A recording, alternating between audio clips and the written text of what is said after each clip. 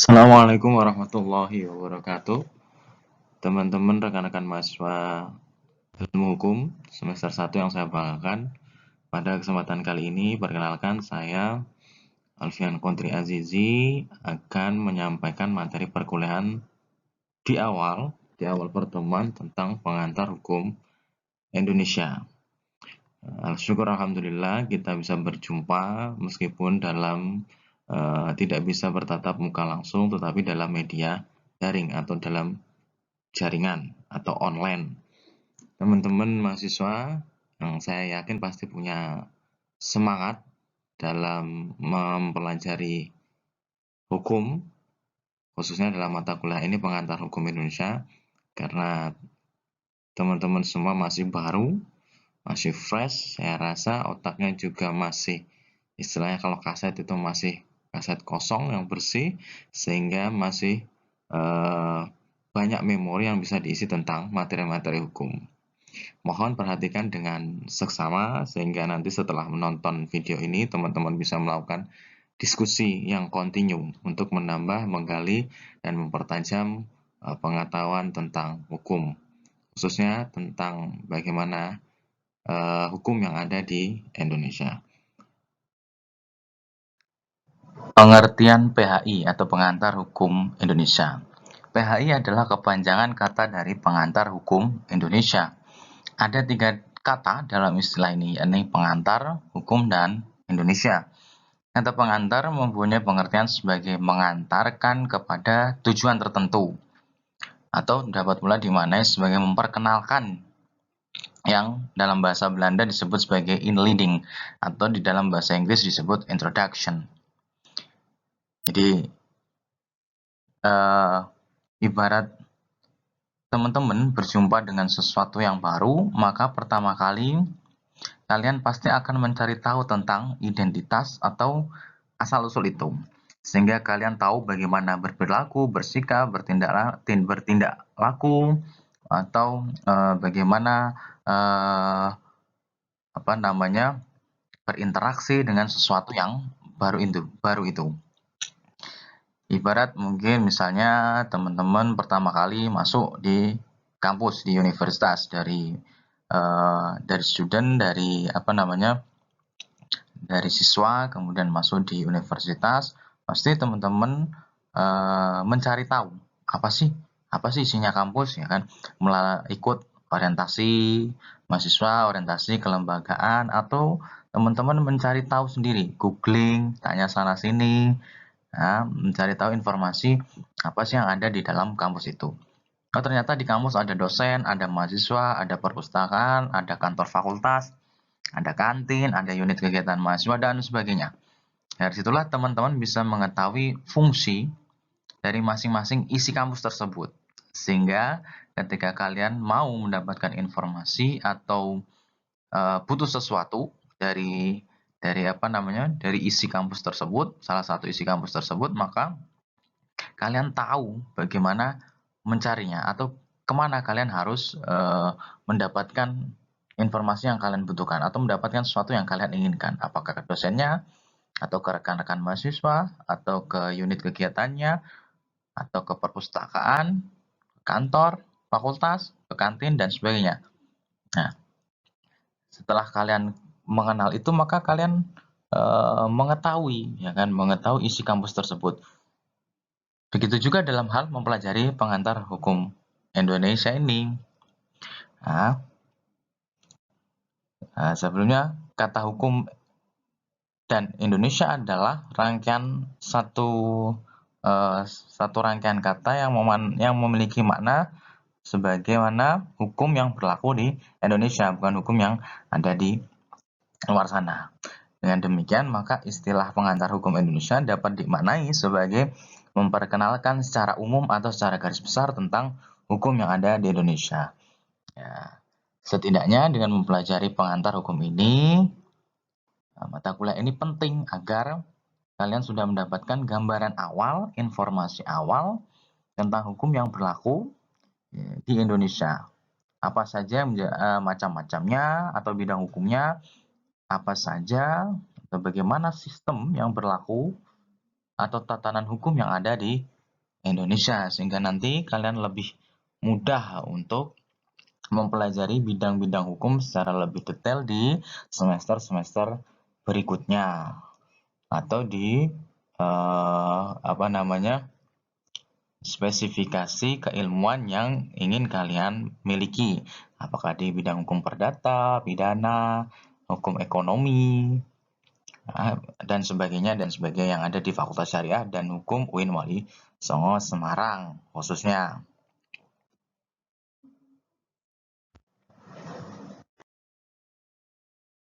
Adapun pengertian hukum itu sendiri dalam peristilahan, berbagai negara di dunia ini menggunakan istilah yang berbeda-beda menyebut hukum itu, menyebut kata hukum. Ada banyak derivasinya. Dalam hukum sebenarnya lebih dekat dengan bahasa Arab yang berarti al-hukmu, yaitu hukum itu sendiri, aturan yang berlaku.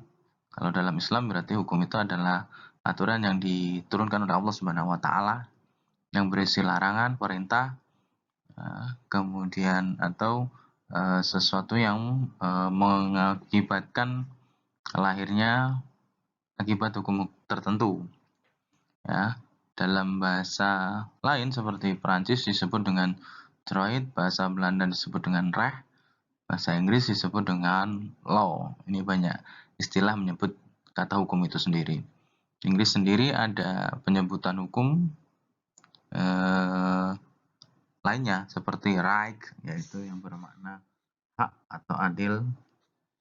Kemudian kata law atau hukum dalam bahasa Inggris diambil dari bahasa Latin lex, yang berarti mengundang orang atau diberi perintah. Sedangkan peraturan yang dibuat dan disahkan oleh pejabat atau penguasa yang berwenang disebut dengan legal atau legi, atau yang dikenal dengan istilah di Indonesia undang-undang. Dalam bahasa Latin, hukum juga disebut ius, yang artinya mengatur atau memberi perintah. Secara definisi, Utrecht mengungkapkan hukum adalah himpunan petunjuk-petunjuk hidup, perintah-perintah, dan larangan-larangan yang mengatur tata tertib dalam suatu masyarakat dan seharusnya ditaati oleh anggota masyarakat yang bersangkutan, karena pelanggaran petunjuk hidup tersebut dapat menimbulkan tindakan dari pemerintah.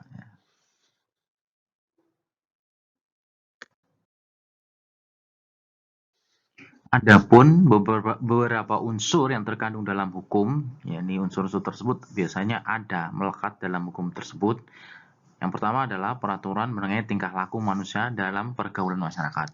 Jadi pertama unsur yang ada dalam hukum tersebut adalah peraturan. Pasti ada aturan. Yang aturan tersebut mengatur tingkah laku.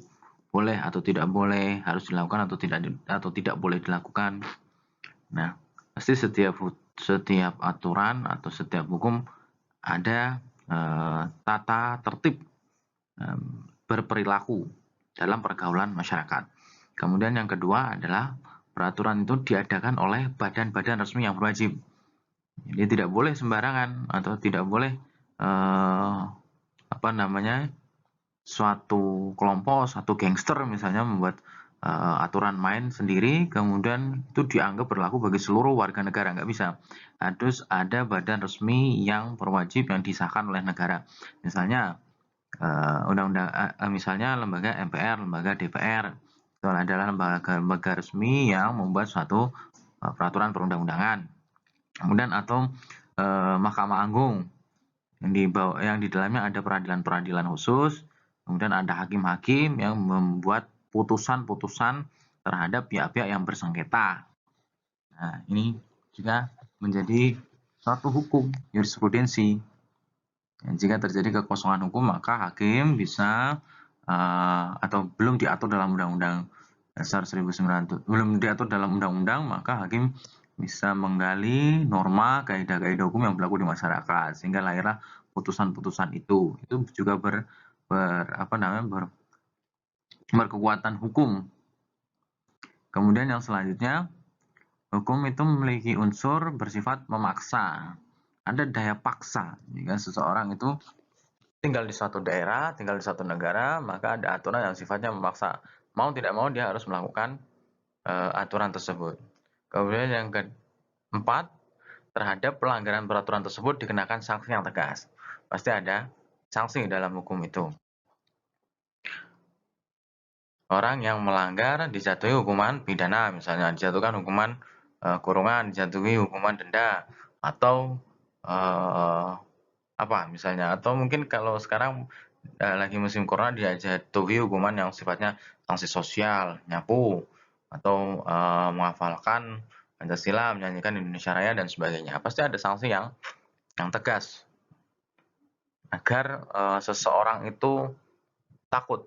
Ada rasa takut, ada efek jerah, ada tindakan untuk mencegah orang itu melanggar atau menyimpang dari aturan hukum yang berlaku dalam masyarakat. Nah, ketika kita melihat hukum, Hugo ini membagi hukum dalam 3 perwujudan.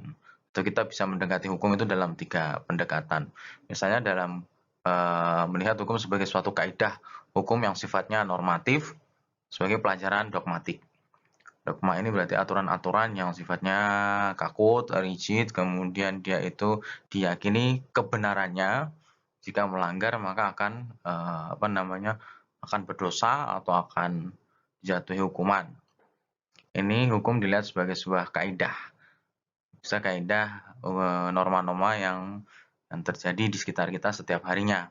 Bagaimana bersikap, bagaimana misal ketika kita di jalan raya, apa saja yang harus kita patuhi, rambu-rambunya, memakai helm, bagi yang bersepeda motor, memakai sabuk pengaman, bagi yang mengendarai mobil, membawa surat-surat, mematuhi rambu-rambu, dan sebagainya, dan sebagainya. Atau ajaran-ajaran norma agama, misal harus puasa, harus sholat, harus kemudian mengaji, dan sebagainya. Bagaimana bersopan santun terhadap kedua orang tua, mengasihi terhadap sesama, ya, memberi jangan menghujat dan sebagainya. Ini kaidah-kaidah hukum yang sifatnya normatif. Nah, ketika mengkaji hukum dari sisi normatif, maka mengkaji hukum dalam kaidah-kaidah yang baku, biasanya tertulis, bisa jadi tertulis ya, seperti undang-undang, kemudian kitab suci, ajaran-ajaran putusan hakim, pendapat-pendapat ahli hukum dan sebagainya. Kemudian hukum dari sisi filsafat hukum atau dari cita hukum. Ya, dari sisi idealnya, hukum itu mengandung asas kepastian, asas keadilan, asas kemanfaatan. Cita-cita hukum adalah mencapai itu semua, sehingga masyarakat merasakan nilai-nilai keadilan, merasakan hak hukum itu memberikan manfaat agar masyarakat itu tertib, masyarakat itu tidak terjadi konflik, masyarakat itu bisa hidup dengan damai dan sebagainya. Ada asas kepastian, ya, kalau benar dihukum dan itu ada kepastiannya. Orang mencuri dihukum berapa tahun, ya, pasti. Orang tidak peduli dia itu orang orang kaya atau orang miskin atau orang yang berpengaruh atau yang tidak, sama semuanya di depan hukum posisinya sama, equality before the law. Ya, kalian melanggar maka kalian akan mendapat hukuman, dapat punishment, tapi kalau kalian patuh taat maka kalian akan mendapat reward. Nah, rewardnya kalian tidak dijatuhkan hukuman, kalian bisa hidup dengan bebas, ya, sesuai dengan aturan yang berlaku. Kemudian melihat hukum mewujudkan diri dari sisi kenyataan hukum, ya, atau dari lini sosiologi masyarakat. Ya, hukum di masyarakat gimana? Apakah dia berjalan efektif atau tidak? Apakah hukum itu bisa bertahan dengan lama? Apakah masyarakatnya itu patuh di situ atau masyarakatnya tidak patuh? Apa saja faktor-faktor yang menyebabkan itu semua terjadi? Hukum juga bisa dilihat dari sisi culture-nya, dari sisi budaya hukum. Kenapa suatu masyarakat itu patuh? Apa yang menyebabkan dia patuh? Kenapa suatu masyarakat menjadi tidak patuh? Nah, jadi tiga wujud hukum ini bisa menjadi objek penelitian yang variatif, ya, menjadi objek penelitian yang spesifik. Selanjutnya,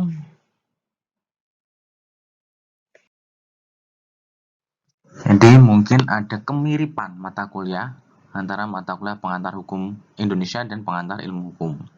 Nah, ada persamaan dan ada perbedaannya. Adapun persamaannya yakni keduanya berobjekkan tentang hukum. Jadi objek yang diamati diteliti adalah tentang hukum, sama-sama keduanya tentang hukum. Di samping itu, kedua mata kuliah ini merupakan mata kuliah dasar yang merupakan prasyarat dalam kuliah lanjutan atau menempuh mata kuliah yang berobjekkan hukum.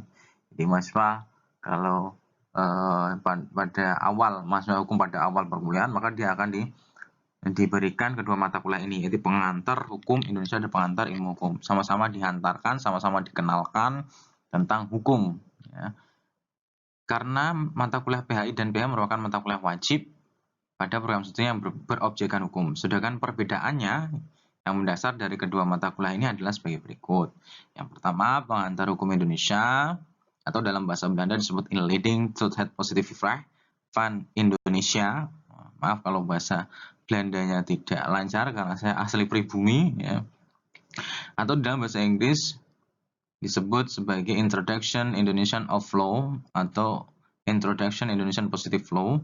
Adalah sebuah mata kuliah, adalah suatu mata kuliah yang mempelajari hukum positif yang berlaku secara khusus di Indonesia. Artinya PHI menguraikan secara analisis dan deskriptif mengenai tataran hukum dan aturan-aturan hukum, kemudian lembaga-lembaga hukum di Indonesia yang meliputi latar belakang sejarahnya, ada aturan hukumnya, ada lembaga-lembaga dan sejarahnya, kemudian apakah sesuai dengan asas-asas hukum dan teori-teori hukum positif dogmatik.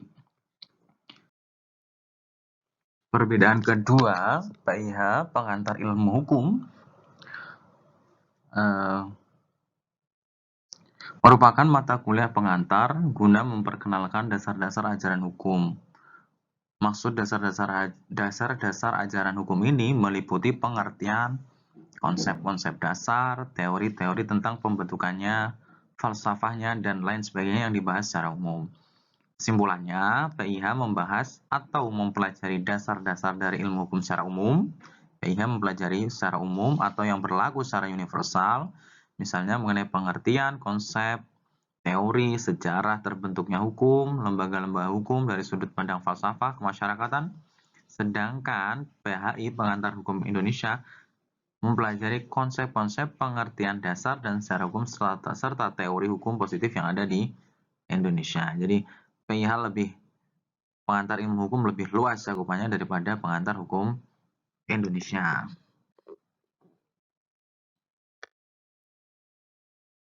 Dengan mempelajari pengantar hukum Indonesia, maka rekan-rekan mahasiswa diharapkan mampu mengetahui macam-macam hukum. Ya. Jadi tidak hanya satu varian, tidak hanya satu jenis, tapi ada berbagai bidang hukum, ya, ada berbagai unsur-unsur hukum atau pembagian-pembagian hukum yang berlaku di Indonesia. Ya, kemudian yang kedua, rekan-rekan mahasiswa mengetahui perbuatan-perbuatan apa yang diharuskan, diwajibkan, dilarang, serta yang diperbolehkan menurut hukum yang berlaku di Indonesia. Selanjutnya, dengan mempelajari pengantar hukum Indonesia, rekan-rekan mahasiswa mampu mengetahui tentang kedudukan, hak, dan kewajiban bagi setiap orang dalam bermasyarakat dan bernegara menurut hukum Indonesia. Keempat, poin D, rekan-rekan mahasiswa mampu mengetahui aneka ragam macam-macam lembaga penyelenggara negara di Indonesia dalam bidang legislatif, eksekutif, yudikatif, dan lembaga-lembaga lainnya. Legislatif itu lembaga negara yang bersifat untuk membentuk undang-undang seperti MPR, DPR. Eksekutif adalah yang mengeksekusi, melakukan menjalankan roda pemerintahan seperti pemerintah pusat, daerah, pemerintah provinsi. Kemudian yudikatif adalah lembaga yang menjalankan fungsi pengadilan atau fungsi kehakiman yang sebagai aparat penegak hukum. seperti Mahkamah Agung, Komisi Yudisial, kemudian apalagi Komisi Pemberantasan Korupsi, Mahkamah Konstitusi dan sebagainya, dan lembaga-lembaga lainnya. Ya, lembaga legislatif, eksekutif, dan yudikatif adalah lembaga-lembaga yang dianut dalam sistem pemerintahan demokrasi, ya, karena mengandung trias politika, sehingga ketiga lembaga ini tidak ada yang superpower, tidak ada yang lebih kuasa, tapi saling ada saling check and balance, ada saling pengawasan di situ. Sehingga tidak ada yang sifatnya menyimpang atau sifatnya adikwasa nanti. Kemudian selanjutnya adalah tujuannya adalah prosedur di dalam mengetahui prosedur yang ada di dalam melaksanakan hukum acara peradilan dan prosedur birokrasi dalam negara. Hukum acara adalah hukum formil, bagaimana menjalankan undang-undang, bagaimana berproses di pengadilan, bagaimana proses beracara di pengadilan agama, peradilan umum, peradilan tata usaha negara, dan sebagainya dan sebagainya.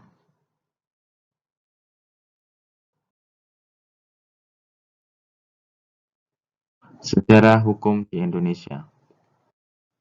Ya, kalau kita lihat secara umum sejarah hukum di Indonesia ini sangat kaya dengan akulturasi hukum-hukum yang sebenarnya bukan lahir dari Indonesia itu sendiri.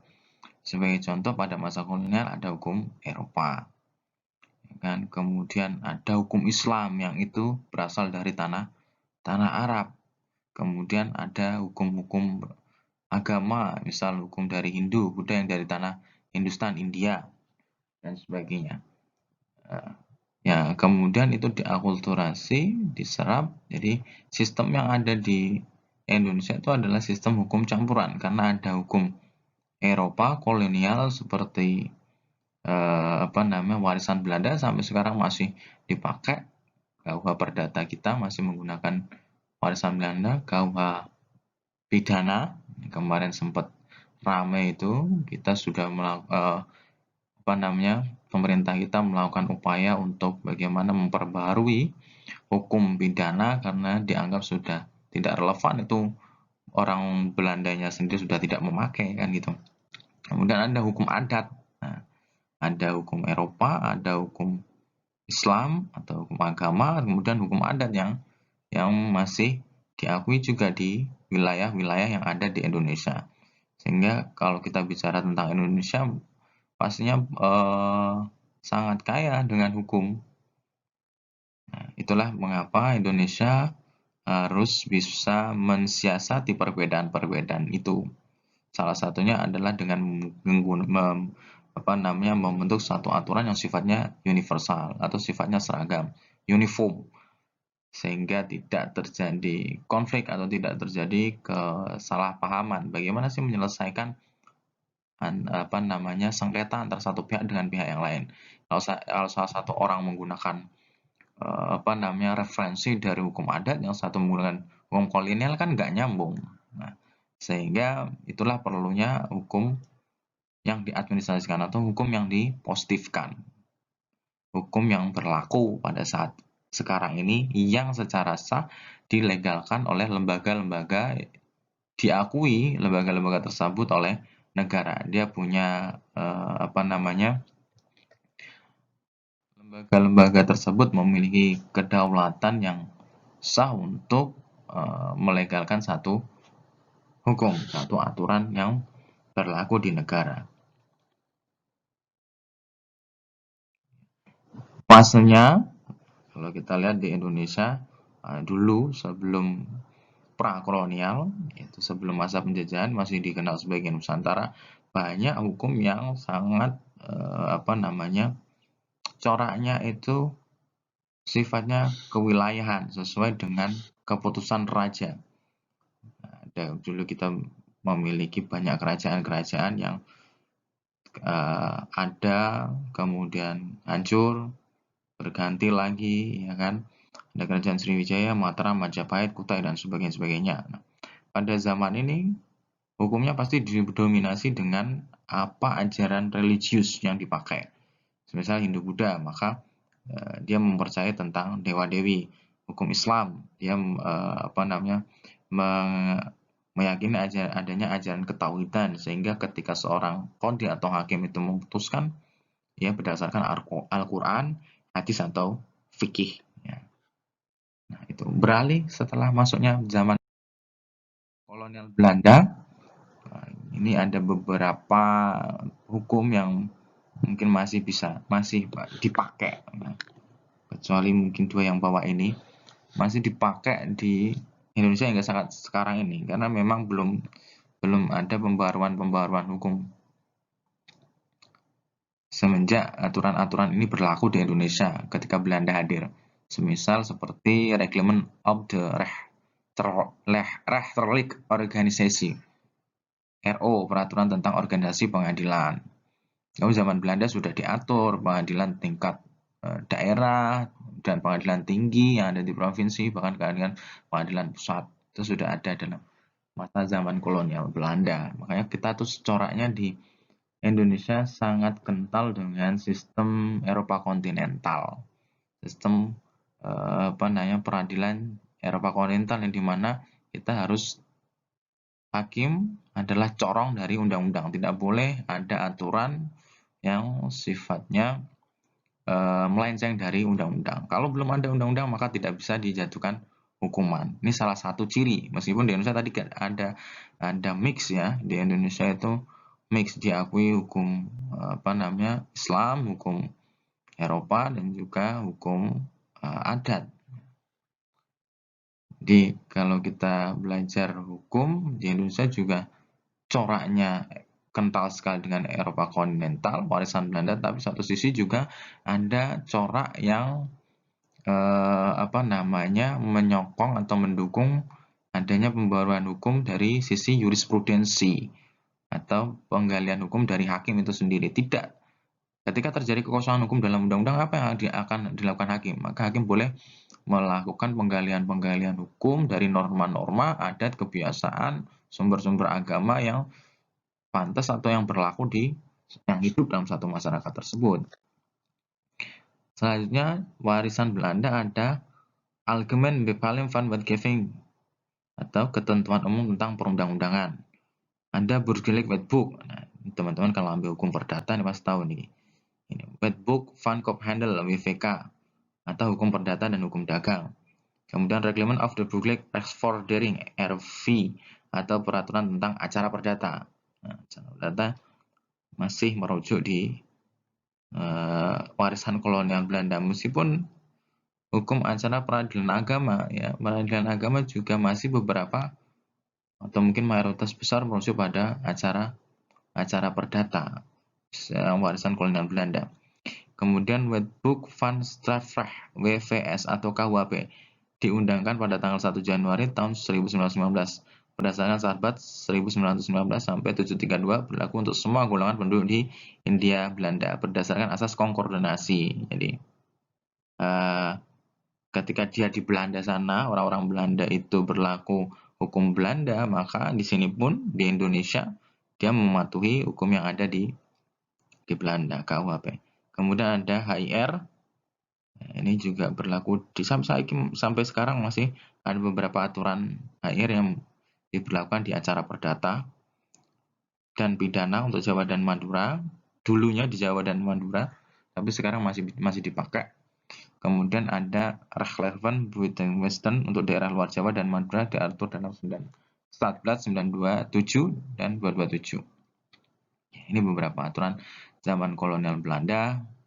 Kemudian zaman Jepang masih meneruskan ini, hanya ada beberapa perbedaan nama di lembaga-lembaga peradilan, karena Jepang hanya sebentar saja waktu menjajah Indonesia. Cuma sebenarnya ada beberapa hukum yang diberlakukan ketika Portugis hadir, kemudian ketika Inggris hadir, tapi itu hanya sebentar-sebentar saja. Ini yang masih sangat kental sekali kita rasakan hingga sekarang ini pada zaman kemerdekaan.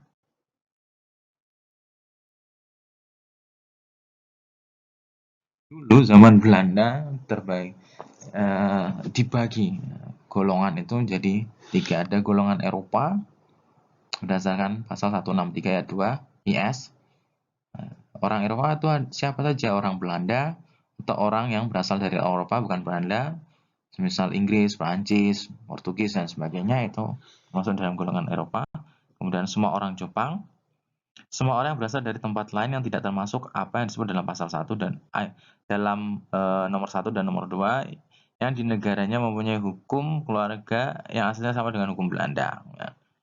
Siapa saja yang berasal dari tempat lain yang tidak termasuk dalam orang Belanda atau orang Eropa, tetapi dia punya punya hukum yang asas-asasnya sama dengan hukum Belanda. Kemudian anak dari mereka yang disebut dalam nomor 2 dan nomor 3, jadi orang Jepang atau orang yang mempunyai hukum yang asasnya sama dengan hukum Belanda yang dilahirkan di Indonesia secara sah atau menurut undang-undang yang diakui. Jadi ketika ada anak-anak orang yang termasuk dalam golongan Eropa, maka anak tersebut ya, mungkin salah satu orang tuanya dari Eropa, salah satu orang tuanya dari orang Jawa atau orang pribumi, maka anak tersebut digolongkan kemana? Apakah golongan Eropa atau golongan orang pribumi Indonesia? Maka dia akan dimasukkan dalam golongan Eropa. Ada golongan yang kedua, zaman kolonial ada golongan pribumi. Ini pasti orang-orang yang lahir di Indonesia. Kemudian orang lain, termasuk golongan lain, tetapi yang telah meleburkan diri dalam golongan pribumi. Nah, mereka mungkin ada orang Eropa yang menikah dengan orang Indonesia, tapi dia menundukkan dirinya dengan hukum-hukum Islam atau hukum-hukum adat di Indonesia. Golongan timur asing, yaitu orang yang termasuk golongan Cina, Mesir, Sudan, Arab, Pakistan, Bangladesh, ya, timur asing. Dia bukan Eropa, tapi termasuk golongan belahan bumi timur, mungkin Asia, tapi bukan dari Indonesia.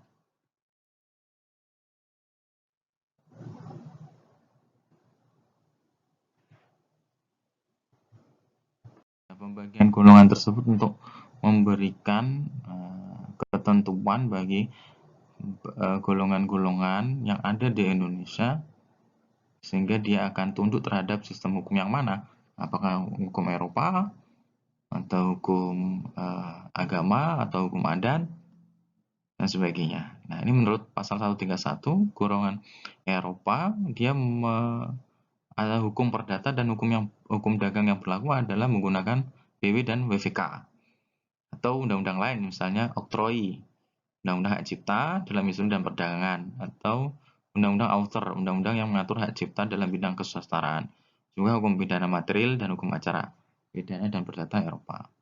Kemudian golongan bumi putra adalah hukum perdata yang digunakan adalah hukum perdata adat, hukum yang tidak tertulis yang berlaku bagi penduduk pribumi. Kemudian golongan timur asing sejajar atau sama dengan golongan pribumi, yakni hukum perdata adat. Hukum perdata adat di sini bukanlah yang berlaku bagi golongan pribumi, melainkan hukum perdata adat yang berlaku bagi golongan timur asing. Jadi orang timur asing itu berlaku dengan hukum adatnya. Adatnya di sana apa? Yaitu yang digunakan dalam ranah hukum perdata atau hukum privat yang mengatur antara satu subjek per orang dengan per orang atau lembaga atau badan hukum satu dengan yang lainnya.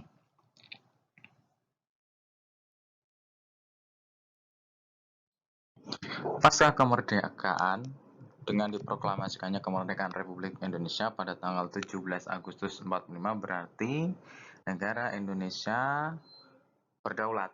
Hal ini dibuktikan dengan terbentuknya Negara Kesatuan Republik Indonesia. Indonesia sudah bebas dari penjajahan, berhak menentukan nasibnya sendiri, berhak menentukan arah tujuannya, tujuan bangsa ini berdiri untuk apa, kemudian terbebas dari segala tirani, terbebas dari segala bentuk penjajahan yang tidak manusiawi. Kemudian sejak Indonesia merdeka itu berarti pula Indonesia telah mengambil keputusan atau bersikap politik untuk menetapkan tata hukum Indonesia. Indonesia berhak membentuk suatu aturan hukum atau aturan perundang-undangan yang berlaku sesuai dengan tata hukum, kaidah-kaidah yang hidup di Indonesia. Indonesia tidak lagi dipaksakan untuk mengikuti tata aturan dari para penjajah. Sikap politik hukum bangsa Indonesia yang menetapkan tata hukum Indonesia tersebut tercantum di dalam pembukaan Undang-Undang Dasar tahun 45 yang berbunyi, kemudian daripada itu untuk membentuk suatu pemerintahan negara Indonesia, disusunlah kemerdekaan kebangsaan Indonesia itu dalam satu Undang-Undang Dasar Negara Republik Indonesia.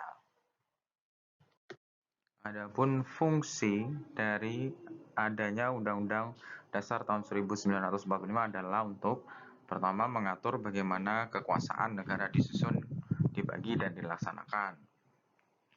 Kemudian sebagai hukum tertinggi dari produk-produk hukum dan kebijaksanaan pemerintah. Jadi tidak boleh ada aturan-aturan perundang-undangan yang berada di bawahnya yang bertentangan dengan Undang-Undang Dasar Negara Republik Indonesia tahun 45. Tidak boleh ada ketetapan Majelis Permusyawaratan Rakyat, undang-undang, atau peraturan pemerintah, peraturan presiden, peraturan pemerintah daerah yang bertentangan dengan Undang-Undang Dasar tahun 1945. Spiritnya harus sejalan, senada dengan Undang-Undang Dasar tahun 1945. Semua aturan-aturan yang berada di bawah UUD 45 tidak boleh bertentangan atau bertolak belakang dengan Undang-Undang Dasar 45. Itulah mengapa UUD sebagai pedoman tolak ukur, sebagai istilahnya norma induk di atas ya. Kalau di barat piramida itu yang paling atas, norma induk yang paling atas itu adalah UUD 1945.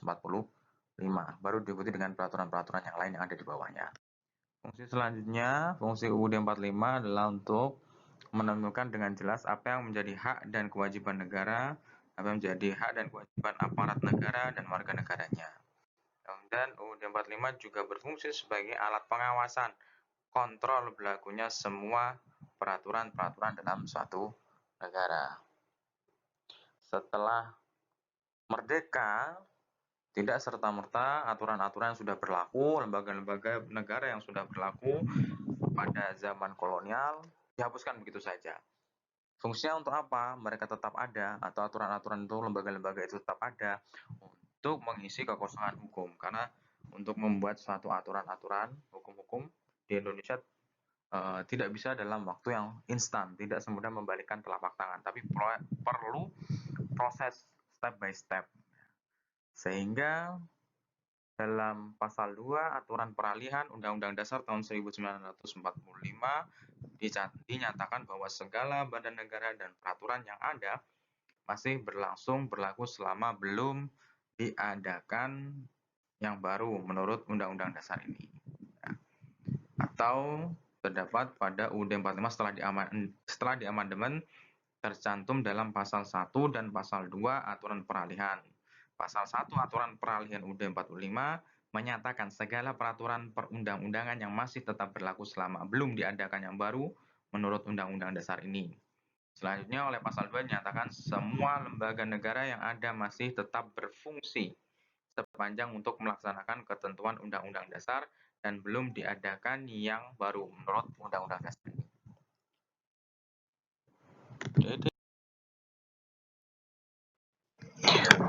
Setelah kemerdekaan, Undang-Undang Dasar tahun 45 mengalami pasang surut, jatuh bangun. Beberapa kali berubah-ubah sistem pemerintahannya. Pada tahun 45, pada tanggal 18 Agustus berlaku Undang-Undang Dasar tahun 45. Tapi pada tahun 49 berlaku Undang-Undang Dasar Republik Indonesia Serikat. Kemudian pada tahun 1950, selang 1 tahun berarti, ada Undang-Undang Dasar sementara. Setelah itu berlaku kembali Undang-Undang Dasar 45 setelah dikeluarkannya dekret Presiden pada tanggal 5 Juli 59. Undang-Undang Dasar 45 mengalami 4 kali amandemen. Yang pertama tanggal 19 Oktober 99, yang kedua pada tanggal 18 Agustus tahun 2000, kemudian yang ketiga tanggal 9 November tahun 2001, yang keempat tanggal 10 Agustus tahun 2002. Tujuan adanya amandemen adalah untuk menyempurnakan aturan dasar seperti tatanan negara, kedaulatan rakyat, HAM, pembagian kekuasaan, asistensi negara, demokrasi, dan hukum. Perubahan tersebut sebagai respon atau tuntutan reformasi pada waktu itu. Tuntutan tersebut antara lain dilatar belakangi oleh praktek penyelenggaraan negara pada masa pemerintahan rezim Soeharto yang otoritarian, kemudian syarat dengan praktek-praktek kolusi, nepotisme, dan sebagainya. Alasan-alasan filosofis, historis, yuridis, dan sosiologis ditambah dengan alasan politis dan teoritis juga mendukung dilakukannya perubahan terhadap konstitusi. Selain itu, adanya dukungan luas dari berbagai lapisan masyarakat. Namun, perubahan Undang-Undang Dasar 45 banyak yang memberi catatan karena ada sejumlah kelemahan-kelemahan sistematika dan substansi Undang-Undang Dasar pasca perubahan yang dilakukan. Ya, seperti inkonsistensi, kerancuan sistem pemerintahan, dan sistem ketenagaraan yang masih tidak jelas. Perubahan Undang-Undang Dasar ternyata tidak dengan sendirinya menumbuhkan budaya taat berkonstitusi. Memang hukum tidak bisa anjek ya, karena perubahan hukum pasti ada zamannya, ada masanya, ada eranya. Masyarakat yang hidup di zaman primitif dengan masyarakat yang hidup di zaman modern pasti akan berbeda teknologinya, berbeda industrinya, ya, tingkat peradabannya, maka kebutuhan hukumnya harus terus berubah, harus terus bisa beradaptasi dengan perubahan zaman. Kalau dalam kaidah fikih mungkin kita mengenal taghayyurul ahkam bitaghayyuril azman wa amkan wa ahwal wa niyat wal awaid. Jadi ada beberapa faktor yang merubah bagaimana hukum itu mengalami proses-proses perubahan seperti zamannya, terus kondisi niat, tempat, zaman, amkan wa ahwal, kondisi-kondisi motivasi tertentu, sehingga memang kita rasa tidak hukum itu harus mengikuti ya. Hukum itu harus bisa merespon perkembangan yang ada dalam masyarakat.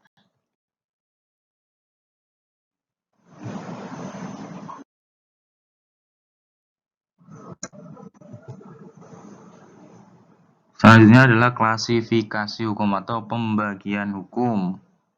Pertama, menurut sumbernya, hukum terbagi menjadi sumber hukum formal dan sumber hukum material.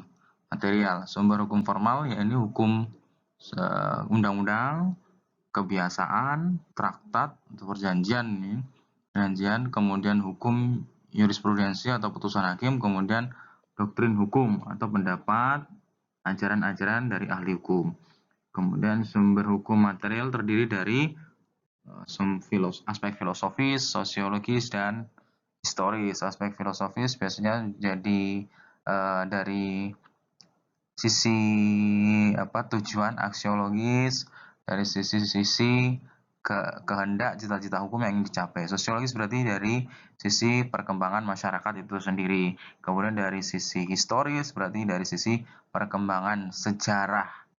Sejarah bisa dari lembaga hukum atau dari perkembangan sejarah dari pemerintahan dan sebagainya.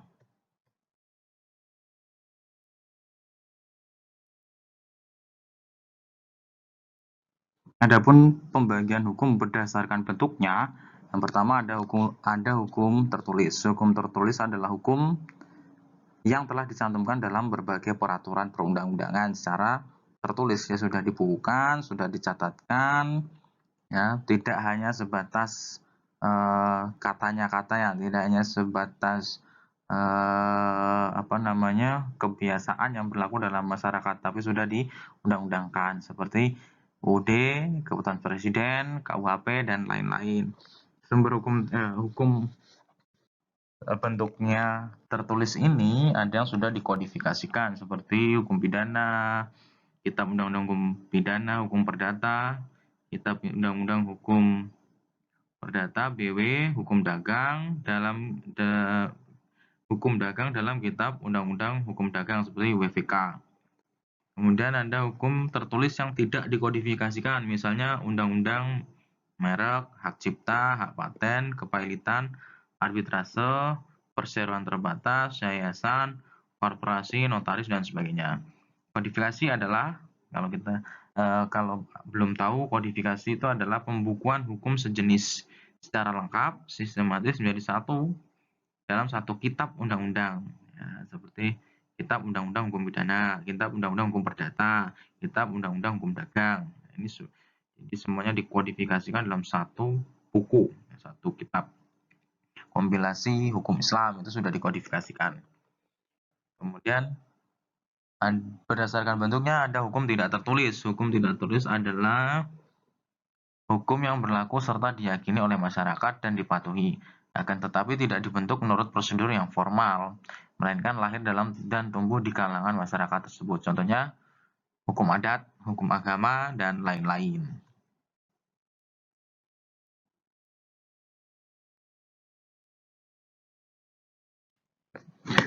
Kemudian hukum berdasarkan tempat berlakunya dibagi menjadi 5. Yang pertama adalah hukum nasional, yaitu hukum yang berlaku dalam suatu negara.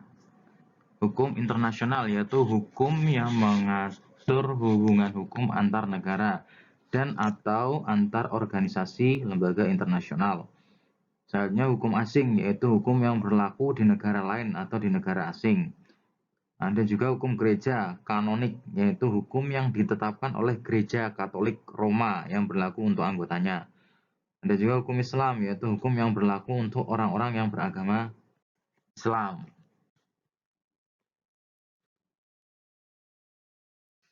Keempat, hukum berdasarkan waktu berlakunya ada 3, yaitu yang pertama adalah ius constitutum atau hukum positif. Dia berlaku atau hukum positif atau yang disebut sebagai ius constitutum adalah jenis hukum yang berlaku sekarang dan hanya bagi suatu masyarakat tertentu saja di dalam daerah tertentu. Contohnya adalah Undang-Undang Dasar 45 yang berlaku saat ini untuk warga Indonesia. Kemudian ada ius constituendum atau yang disebut sebagai adalah jenis hukum yang diharapkan dia dapat berlaku pada waktu yang akan datang. Contohnya adalah rancangan undang-undang yang masih direncanakan akan ditetapkan seperti RUU KUHP, kan, terus rancangan undang-undang penghapusan kekerasan seksual yang telah diusulkan pada tanggal 26 Januari 2016. Selanjutnya yang C ada ius naturale atau hukum alam atau biasa disebut juga dengan hukum kodrati.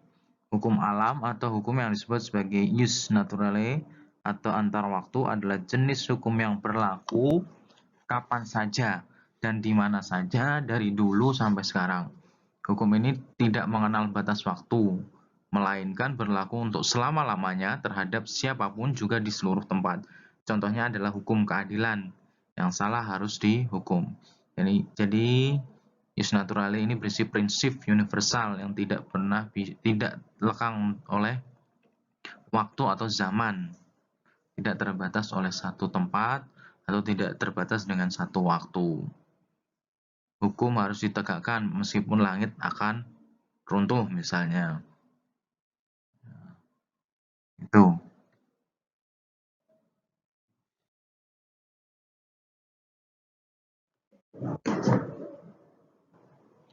Yang kelima, hukum berdasarkan fungsinya atau cara mempertahankannya dibagi menjadi 2. Yang pertama hukum material. Hukum material adalah jenis hukum yang mengatur hubungan antara anggota masyarakat yang berlaku secara umum mengenai hal-hal yang dilarang serta hal-hal yang diperbolehkan untuk dilakukan.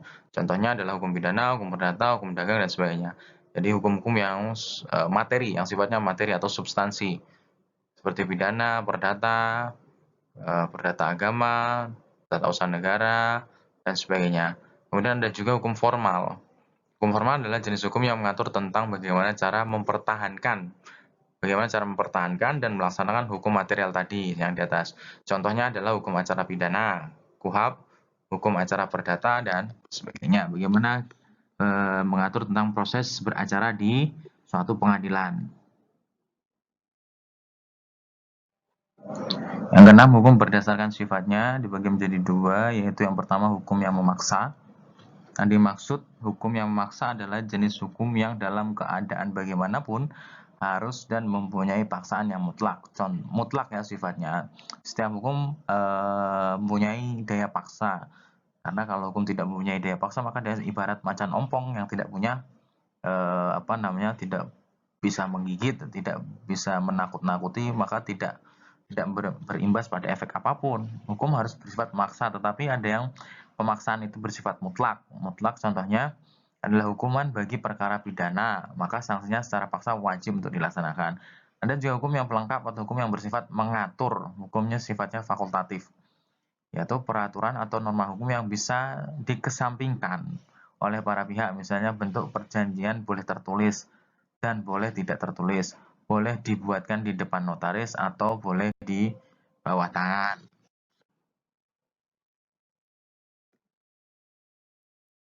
Yang terakhir, pembagian hukum berdasarkan isinya. Hukum dibagi menjadi hukum publik dan hukum privat. Hukum publik atau hukum negara disebut juga hukum negara karena jenis hukum ini mengatur hubungan antara negara dengan individu atau warga negaranya. Hukum publik umumnya menyangkut tentang kepentingan umum atau publik dalam ruang lingkup masyarakat, misalnya hukum pidana, tata negara, tata usaha negara, hukum internasional. Hukum privat selanjutnya hukum berdasarkan isinya adalah hukum privat atau hukum sipil. Hukum privat atau yang disebut juga hukum sipil adalah jenis hukum yang berguna untuk mengatur hubungan antara individu satu dengan individu lainnya, termasuk negara sebagai pribadi. Jenis hukum privat memfokuskan pada kepentingan perseorangan, misalnya hukum perdata, hukum perniagaan, dan sebagainya. Ya, hukum privat ini juga bisa mengatur meskipun dia bukan perorangan tapi berbadan hukum atau badan hukum, itu bisa dianggap sebagai subjek hukum privat seperti PT, firma, ya. Makanya negara dianggap sebagai suatu pribadi juga bisa ketika itu bersangkutan atau ketika itu terkait dengan hukum privat, keperdataan. Ya, yang terakhir tadi sudah saya sampaikan semua materi pada kesempatan pertemuan kali ini. Mohon maaf apabila ada kesalahan. Semoga bermanfaat. Sekian dan terima kasih. Wassalamualaikum warahmatullahi wabarakatuh.